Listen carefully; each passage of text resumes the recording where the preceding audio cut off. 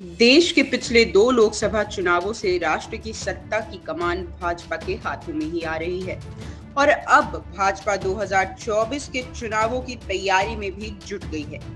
एक समय पे भाजपा का गढ़ केवल गुजरात को माना जाता था, लेकिन वर्तमान स्थिति में देश के कई राज्यों में भाजपा का शासन है। इसी बीच कई पार्टियों ने भाजपा को राष्ट्रीय सत्ता से हटाने की कोशिश की, लेकिन वो नाकामयाब रही। हालांकि अगर हम बात करें राज्यों की, तो वहां उम्मीद की लौ अभी भी बरकरार है। लेकिन एक प्रश्न इस बीच ये उठता है कि आखिर वो कौन सी कमान है जिसने देश की सबसे पुरानी पार्टी को पिछाड़ दिया और 2 चुनावों से भाजपा ही सत्ता की कुर्सी पर बैठी हुई है। और राष्ट्रीय स्तर पर वो कौन सी पार्टी है जो भाजपा को मुकाबला दे सकती है। यही सवाल जब हमने अपने वरिष्ठ पत्रकार विनोद अग्निहोत्री जी से किया, तो सुनिए इस पे उनकी क्या राय है। सर, प्रश्न मेरा ये था कि राष्ट्र में ऐसा बीजेपी कौन सा मंत्र लगा रही है पिछले 2 चुनावों से कि बीजेपी को छोड़ के और कोई पार्टी सत्ता में नहीं आ पा रही। देखिए, इसके 2 कारण हैं। इसके पहली बात तो बीजेपी के पास एक ऐसा नेता है नरेंद्र मोदी के रूप में, जो इस देश में जो राजनीतिक विमर्श है, जिसको नैरेटिव बोलते हैं, वो तय करते हैं और विपक्ष उसके पीछे चलता है। तो जो नरेंद्र मोदी जी नैरेटिव तय करते हैं, विपक्ष उसके पीछे दौड़ता है। विपक्ष अपना नैरेटिव नहीं बना पाता, तो उस वजह से जो परसेप्शन बनता है, जो अवधारणा बनती है, वो वही बनती है जो मोदी जी और बीजेपी चाहती है। किसी भी मुद्दे पर तमाम सारे ऐसे मुद्दे हैं जिनमें बीजेपी डिफेंसिव हो सकती थी, बीजेपी के लिए मुश्किल हो सकती थी, लेकिन उसको बड़ी खूबसूरती से नरेंद्र मोदी जी ने अपने पक्ष में बदल दिया। एक दूसरा एक बड़ा कारण ये है कि संगठन के रूप में अगर देखें तो जब से मोदी जी ने बीजेपी की कमान संभाली है, अमित शाह जब से भाजपा के अध्यक्ष बने हैं, उसके बाद अब तो नड्डा जी हैं, वो अपने वर्कर को, अपने लीडर्स को और अपने समर्थक वर्ग को 24/7 और पूरे 365 दिन इंगेज रखती हैं किसी न किसी एक्टिविटी में, किसी न किसी इशू में, किसी न किसी नैरेटिव में। कभी कोई कार्यक्रम, कभी कोई कार्यक्रम, कभी कोई कार्यक्रम। उसका नतीजा ये होता है कि जो वर्कर वो बिल्कुल एक्टिव रहता है। सेनाएं हमेशा युद्ध के लिए तैयार रहती हैं, अगर उसको उस भाषा में कहा जाए। देखिए, जो सेना छावनी में जाके आराम करने लगती है, वो युद्ध जीतना उसके लिए मुश्किल होता है। लेकिन जो सेना लगातार युद्ध की मुद्रा में रहती है, वो हमेशा युद्ध जीतती है। ये इतिहास से तो चुनाव भी एक तरह से युद्ध ही है। वो बंदूक और तलवार का युद्ध नहीं है, लेकिन वैसे तो युद्ध है दो राजनीतिक खेमों के बीच में। और चूंकि बीजेपी वही थ्योरी अपनाती है, वही रणनीति पर जो पुराने दुनिया में जो सम्राट और बड़े बड़े बादशाह जो विजेता हुए हैं, कि अपनी सेना को हमेशा इंगेज रखते थे, तो उसी तरह भारतीय जनता पार्टी अपनी जो उनकी कार्यकर्ताओं की सेना है, उनके समर्थक वर्ग की सेना है, उनका जो तंत्र है पूरा संगठन का, उसको हमेशा इंगेज रखती है। ये एक बहुत बड़ा कारण है।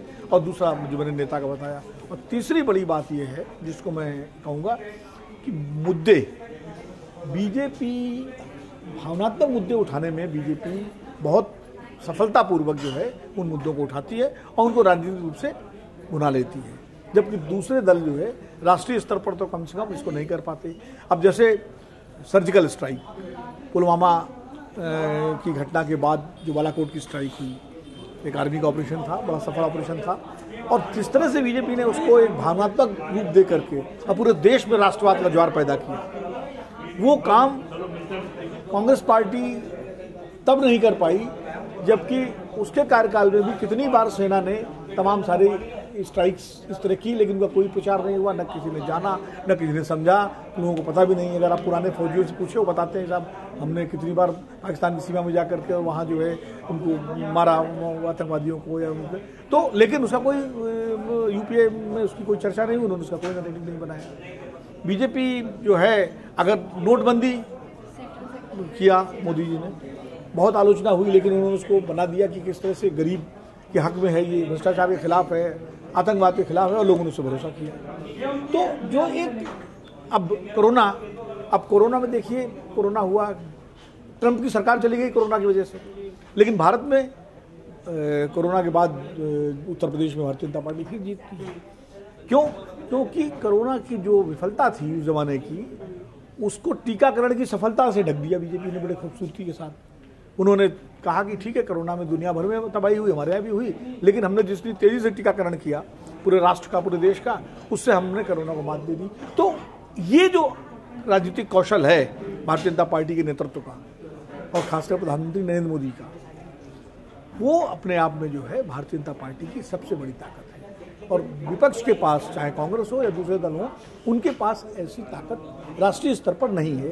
क्षेत्रीय स्तर पर जरूर, जैसे बंगाल में ममता बनर्जी ने उनके नैरेटिव को काटा, जब हिंदुत्व की का नैरेटिव लेके बीजेपी चल रही थी, तो उन्होंने बंगाली अस्मिता का एक कार्ड खेला और वो सफलता मिली।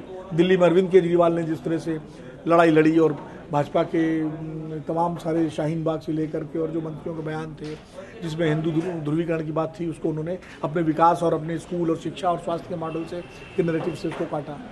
तो जहाँ जहाँ लड़ाके लोग मौजूद हैं, 2015 में जैसे बिहार में लालू प्रसाद यादव और नीतीश कुमार ने एकजुट होकर के उसका मुकाबला किया, जहाँ जहाँ विपक्षी दल, उनके नेता लड़ने वाली स्थिति में है और जो भाजपा के नैरेटिव का मुकाबला अपने नैरेटिव से कर सकते हैं, वहाँ बीजेपी के लिए मुश्किल आती है। राष्ट्रीय स्तर पर बीजेपी के सामने इसीलिए कोई चुनौती नहीं है कि कांग्रेस पार्टी जो सबसे बड़ी पार्टी विपक्ष की है, जिसकी जिम्मेदारी है, वो अभी उस तरह का न तो अपने वर्कर को पूरी तरह से इंगेज करती है, वो वहाँ लेट लतीफ़ी होती है, एक चुनाव के बाद उसके अगले चुनाव की चर्चा नहीं होती, जब चुनाव होने वाले होते हैं तो 6 महीने पहले पार्टी जागती है। जबकि भारतीय जनता पार्टी, अब देखिए उत्तर प्रदेश का चुनाव खत्म हुआ और प्रधानमंत्री जी अगले दिन गुजरात चले गए। तो ये चीज़ें, और पूरा उन्होंने रोड शो किया। इसी तरह वो लगातार, अब उनके अध्यक्ष नड्डा जी जो है जगह जगह हर राज्य में जा रहे हैं।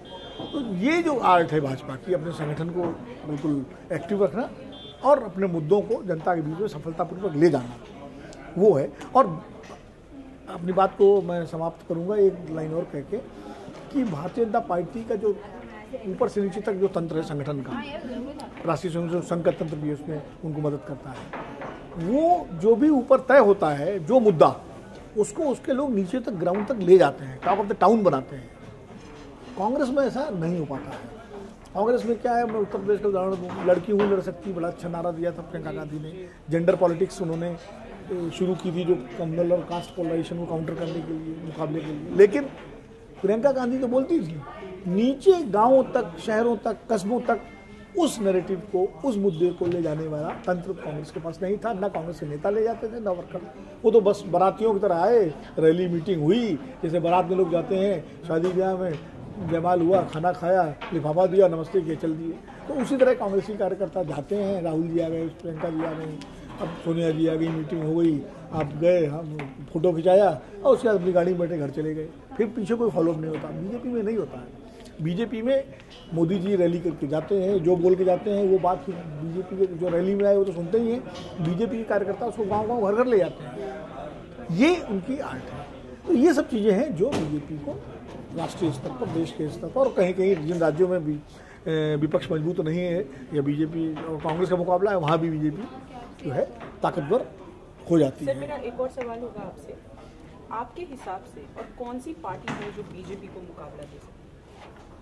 देखिए, बीजेपी को राष्ट्रीय स्तर पर तो मुकाबला देने की ताकत जैसी भी हालत में है वो कांग्रेस में ही है, क्योंकि आज भी देश के स्तर पर अगर आप बात करें, राष्ट्रीय स्तर पर बात करें, तो कांग्रेस ही ऐसी अकेली पार्टी है जिसका पैन इंडिया आधार है। भले उसका वोट परसेंटेज कम हो गया हो पहले की अपेक्षा, लेकिन आज भी 18-20% वोट तो है उसके पास राष्ट्रीय स्तर पर, और करीब 12-13 करोड़ वोट उसको मिला है 12 लोकसभा चुनाव में, तब सीटें कम होने के बावजूद। तो और अभी फिलहाल 2 राज्यों में उसकी अपनी सरकार है, 2 राज्यों में वो गठबंधन की सरकार है उसकी, 3 राज्यों में तमिलनाडु और महाराष्ट्र और झारखंड, एक मध्य प्रदेश सरकार उसकी, उसने वो खो दी, कर्नाटक की खो दी, तो उनकी अपनी गलतियों से। लेकिन अभी भी गांव शहर भाजपा के मुकाबले में अगर कोई कार्यकर्ता है तो कांग्रेस का है। लेकिन कांग्रेस के जो इस समय जो नेतृत्व की स्थिति है, जो संगठन की स्थिति है और जो उनकी पूरी कार्यशैली है, वो अभी थोड़ी सी मुश्किल कर रही है कि भाजपा के मुकाबले, अगर आपको भाजपा का मुकाबला करना है तो भाजपा बन के ही करना पड़ेगा। ठीक है, आप नीतियों में भाजपा का विरोध करें, विचारधारा आपकी भाजपा की ना हो, कांग्रेस की विचारधारा, लेकिन कार्यशैली, संगठन क्षमता, मुद्दों को लोगों तक ले जाना, अपने मुद्दों को, और सरकार की विफलताओं को जनता तक पहुंचाना और जनता में भरोसा दिलाना कि हम इसको ठीक कर सकते हैं, ये कांग्रेस कितना कर पाएगी उस पर निर्भर करेगा। लेकिन भाजपा के खिलाफ जो भी गठबंधन बने या जो भी हो, उसमें कांग्रेस के रोल को या कांग्रेस के नेतृत्व को नकार करके कोई विपक्षी दल मुझे नहीं लगता कि चुनौती दे सकता, क्योंकि सारे जो दल हैं उनकी सीमाएँ हैं। ममता जी बस पश्चिम बंगाल के बाहर की स्वीकृति नहीं है, स्टालिन तमिलनाडु के बाहर वो नहीं है, इस तरह अखिलेश जी उत्तर प्रदेश में हैं, तेजस्वी बिहार में हैं, अरविंद केजरीवाल कोशिश कर रहे हैं। देखिए एक है, आम आदमी पार्टी वो जगह लेने की कोशिश कर रही है जो कांग्रेस अभी खाली करती जा रही है, जैसे पंजाब में उन्होंने वो जीते। अब आम आदमी पार्टी गुजरात और तमाम सारे राज्यों में कोशिश कर रही है, लेकिन कांग्रेस को यहाँ तक पहुँचने में 10 साल लगेगा, लंबा। भाजपा भारतीय जनता पार्टी आज जहाँ है वहाँ 1980 के बाद से 2014 तक का सफर उसने तय किया, और तमाम बड़े बड़े नेता, अटल जी, अडवाणी जी, जोशी जी और तमाम बड़े नेता, उसके बाद मोदी जी और ये लोग आए, तो एक समय लगा। अभी आम आदमी पार्टी को कह पाना, मैं नहीं अभी इस बात की जल्दी वो राष्ट्रीय विकल्प बन सकती है, लेकिन उसकी कोशिश है। इसलिए कोशिश है कि वो ऐसी पार्टी है जो क्षेत्रीय प्रभाव के बावजूद उसका जो चरित्र है, राजनीतिक चरित्र, कैरेक्टर, वो नेशनल है, वो रीजनल नहीं है। अरविंद केजरीवाल की सोच, आम आदमी पार्टी की सोच, ठीक है, वो दिल्ली से निकल के पंजाब तक गए हैं। बाकी पार्टियों का कैरेक्टर, पॉलिटिकल कैरेक्टर, राजनीतिक चरित्र, जनाधार वो क्षेत्रीय है। तो आम आदमी पार्टी वो कोशिश कर रही है, लेकिन अभी संभव इसलिए नहीं लगता कि एक तो तमाम जो क्षेत्रीय क्षेत्रफ हैं वो आम आदमी पार्टी के नेतृत्व को स्वीकार नहीं करेंगे, नंबर 1। और आम आदमी पार्टी को भी अपने तमाम सारे, देश बहुत बड़ा है, दिल्ली नहीं है, करने में समय लगेगा। तो जैसे उत्तराखंड वगैरह में वो नहीं कर पाए उस तरह से करना चाहते थे, यूपी में बिल्कुल वो नहीं कर पाए। तो इसलिए कांग्रेस या तो अपने को सुधारे, लोहिया जी कहा करते थे कि सुधरो या टूटो, डॉक्टर लोहिया का बड़ा, तो या तो सुधारे या टूटे। अब दोनों में से एक काम तो करना पड़ेगा कांग्रेस पार्टी को। और आप हमसे जुड़े रहने के लिए सब्सक्राइब करें YouTube पर, फॉलो करें Twitter पर और लाइक करें Facebook पर। और ज्यादा जानकारी के लिए आपको टाइप करना होगा सिर्फ न्यूज़ नशा।